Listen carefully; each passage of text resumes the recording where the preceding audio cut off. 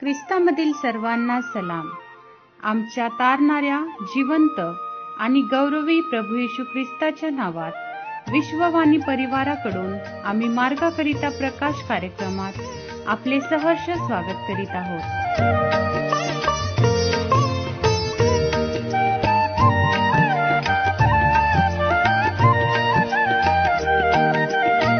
प्रभु तव नाम वंदित वावे, प्रभु तव नाम सुवंदित व्हावे. सदोदित मी वंदुनी तुझला, सदोदित मी वंदुनी तुझला. मी चिरकाळ जगावे,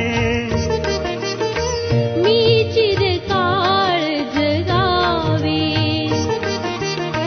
प्रभु तव नाम सुवंदित वावे, प्रभु तव नाम सुवंदित वावे.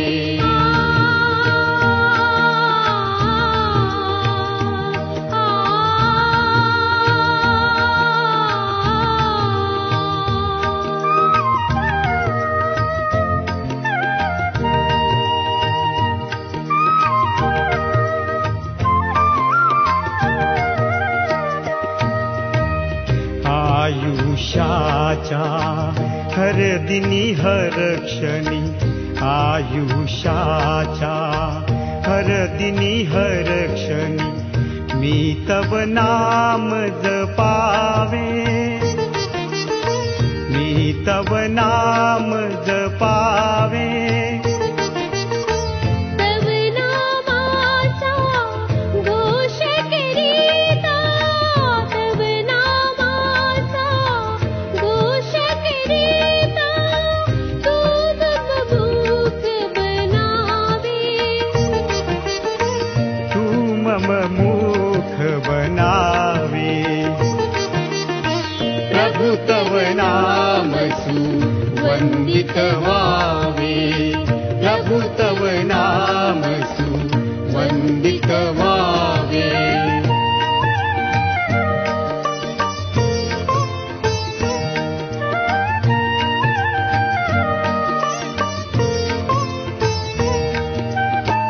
आजच्या म्हणण्यासाठी निवडलेला शास्त्रभाग मार्क 11वा अध्याय वचने 22 ते 26. मार्क याचा 11वा अध्याय वचने 22 ते 26. येशूने त्याला उत्तर दिले, देवावर विश्वास ठेवा. मी तुम्हाला खचित सांगतो की जो कोणी या डोंगराला तू उपटून समुद्रात टाकला जा असे म्हणेल आणि आपल्या अंतःकरणात शंका न बाळगता आपण म्हणतो तसे घडेलच असा विश्वास धरील, त्याच्या शब्दाप्रमाणे घडून येईल. म्हणून मी तुम्हाला सांगतो, तुम्ही प्रार्थना करून जे काही मागाल ते आपल्याला मिळालेच आहे असा विश्वास धरा, म्हणजे ते तुम्हाला मिळेल. आणखी तुम्ही जेव्हा जेव्हा प्रार्थना करावयास उभे राहता तेव्हा तेव्हा तुमच्या मनात कोणाविरुद्ध काही असेल तर त्याची क्षमा करा, अशासाठी की तुमच्या स्वर्गातील पित्यानेही तुम्हाला तुमच्या अपराधांची क्षमा करावी. परंतु तुम्ही जर क्षमा करणार नाही तर तुमचा स्वर्गातील पिताही तुमच्या अपराधांची क्षमा करणार नाही. देवाप वाचलेले वचन आपणा सर्वांसाठी आशीर्वादित करो. जिवंत प्रिय प्रभूच्या नावाला धन्यवाद असो. आजची सुंदर सकाळ देवबापाने आपणा सर्वांच्या आयुष्याला जोडली. आजचे वाचलेले शास्त्रभाग मार्क त्याच्या 11वा अध्याय वचन 22 ते 26. या वचनामध्ये आपण पाहतो की परमेश्वराचं वचन विश्वासाविषयी या ठिकाणी आपल्याला सांगतो. कुठला विश्वास ची प्रार्थना आपल्यासाठी उत्तर घेऊन येईल, कुठला विश्वास, कुठल्या विश्वासाची प्रार्थना जी आपल्या प्रार्थनेचं उत्तर घेऊन येईल. या ठिकाणी खूप सुंदर काही गोष्टी आपल्याला शिकायला मिळतात. सर्वप्रथम जर आपण बघितलं, पवित्र शास्त्र सांगते की शंका न धरता केलेली प्रार्थना ही आमच्या जीवनामध्ये एक उत्तर घेऊन येणारी प्रार्थना आहे. शंका हा मनाचा समतोल बिघडवणारा एक विषय आहे. आणि जर आपलं मन स्थिर नसेल आणि जर आपण प्रार्थना करत आहोत, ती प्रार्थना कधीच आपल्याला उत्तर देणार नाही.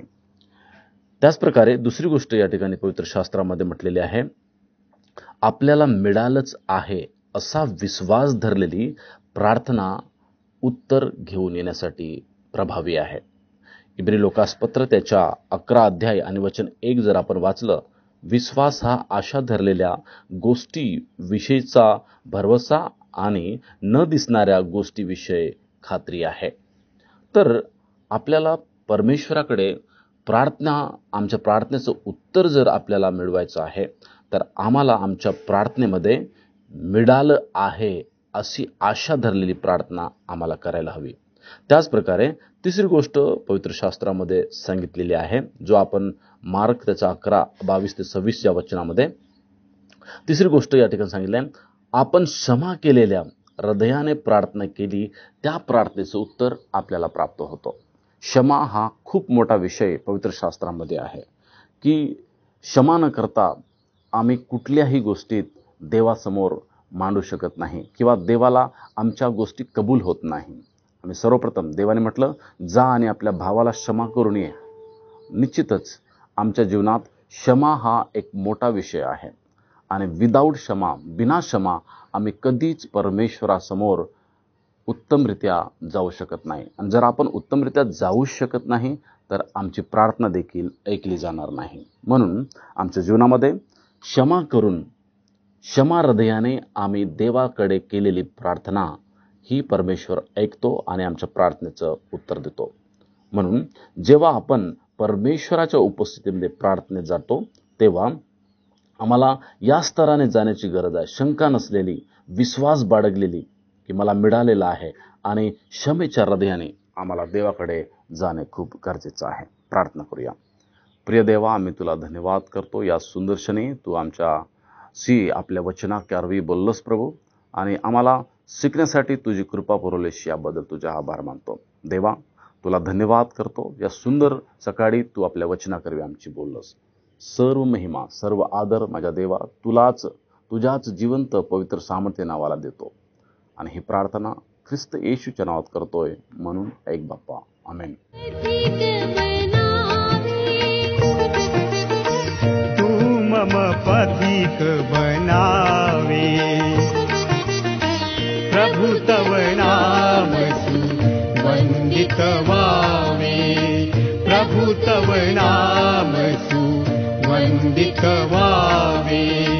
सदोदित मी वंदुनी तुझला, सदोदित मी वंदुनी तुझला.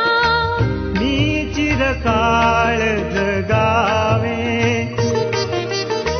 मी चिरकाळ जगावे. प्रभु तव नाम वंदित वावे, प्रभु तव नाम वंदित व्हावे. प्रभु तव नाम वंदित वावे.